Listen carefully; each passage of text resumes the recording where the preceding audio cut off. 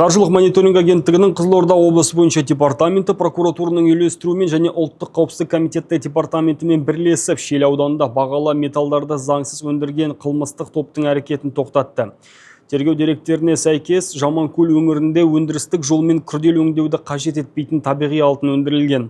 Қылмыстық топ мүшелерінің міндеттері нақты бөлінген. Біреулері кен қазушыларды тартып өндіру жұмысын ұйымдастырса, енді біреулері алтынды тасымалдаумен өткізуді қолға алған, ал қалғандары қауіпсіздікті қамтамасыз еткен. Заңсыз әрекеттерін жасыру үшін өндіріс орнының айналасына бақылаушылар қойылып, мотоцикл мінген адамдар маңайда шолып жүрген. Олар бөгде адамдардың және мемлекеттік органдар қызметкерлерінің келгенін алдын ала хабарлап отырған. Өндірілген алтын кейін өткізу үшін Алматы қаласына жеткізіліп, одан түскен қаржы қылмыстық топ мүшелерінің арасында бөлінген. Тінту барысында құрамында алтыны бар 500 граммнан астам кен, 2 арнайы техника, 12 металл іздегіш және 6 автокөлік тәркіленді. Бұдан бөлек 2 пневматикалық тапанша мен теңіз ұңғылы аңшы мылтығы табылды.